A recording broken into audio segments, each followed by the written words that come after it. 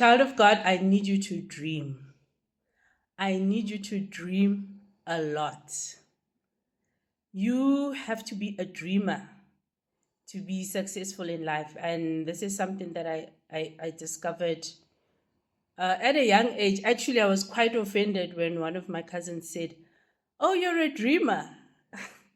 Because back then, being a dreamer had negative connotations most of the time. It was like, you're a dreamer, you're a person who doesn't do anything, you kind of just dream and waste your life away. But I subsequently found out that people who dream are the ones that make things happen because you have something to work towards.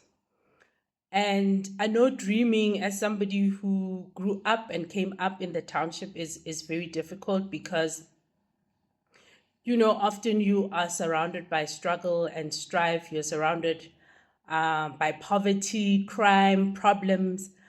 But I need you to practice dreaming and dreaming big. You have to dream beyond your surroundings.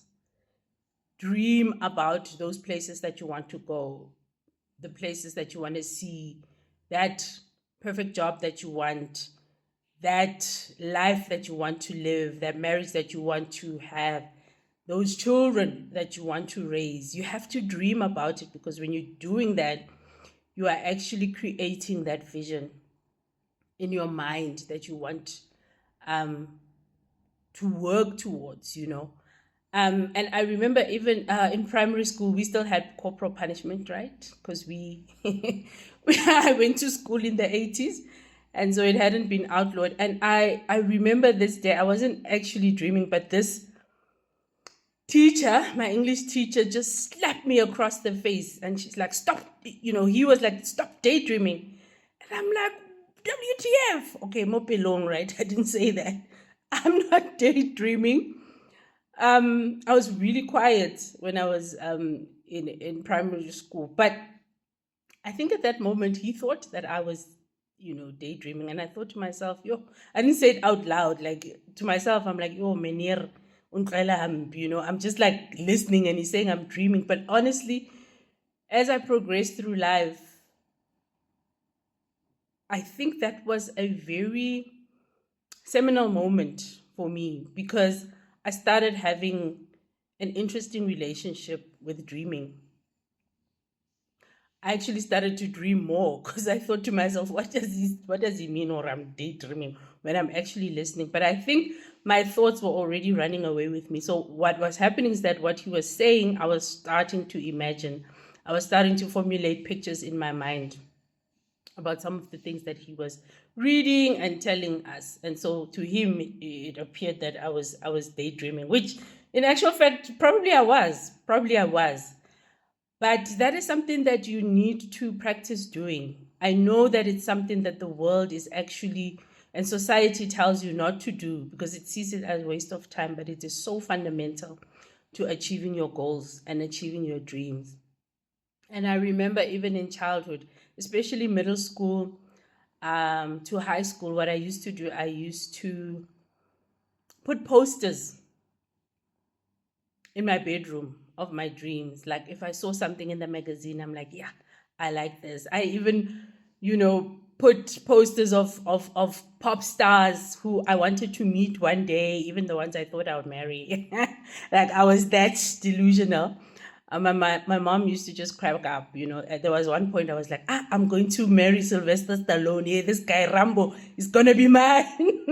And I had posters of him and Michael Knight. I had posters of my favorite cars. When I started working, I remember there was this Audi because I was working for a German company, so they would have publications when I was in graduate training, and there was this Audi. I'm like, I am going to buy this Audi, and I took a newspaper clipping and I put it in the back of my door in my bedroom before I moved out of my parents' house.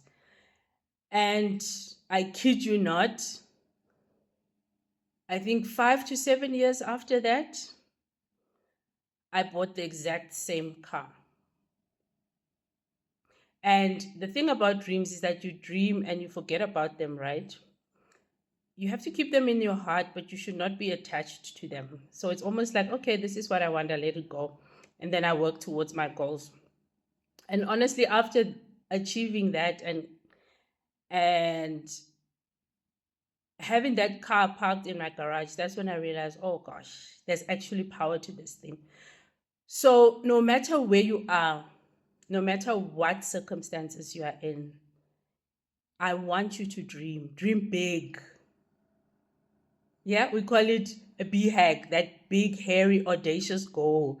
Have it, dream it. Because when we were young, we were told you must, dream as high and aim for the stars so that you can land on the moon. That is still out of this world. Dream. But I have one condition, that whatever you dream, you also have to be very careful who you share your dreams with. Okay? Because there are some people who will really just crush your dreams. They will sow seeds of doubt, and they will discourage you. So be careful who you share those dreams with, because sometimes your dreams are bigger than the environment. They are bigger than your family. They are bigger than the circumstances that you are used to. So you'll find that you're a big dreamer and a big thinker in a very small pond and around small minded people with small thinking. So you need to be able to share your dreams, if that's an option for you, with people that can hold those dreams, that have a large enough container for those dreams. I didn't share my dreams too much. What I did is I would write them. I would write them down. I think because I'm naturally an introvert, I'm not somebody who really readily shares what I'm going to do.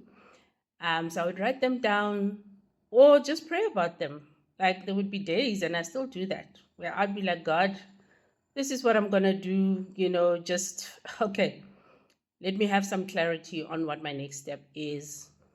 This is what I want to do in 5 years' time. This is what I'm going to do, and I'll write it down somewhere. I've had numerous journals over the years. I mean, I didn't know it was journaling, even as I was putting posters in my bedroom. I didn't even know that that was visualization, as they call it now. But those were the things that I did.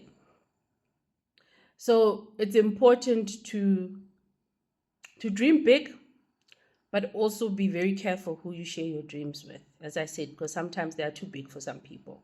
Again, I make reference to the story of Joseph when he shared the dream with his father and his brothers. That was literally the beginning of the crushing at the hands of his own brothers and his family. So be careful, because your dreams can also raise envy and jealousy from those around you. Dream big, but hold your dreams in the right container so that you are able to grow your dreams and see them blossom one day.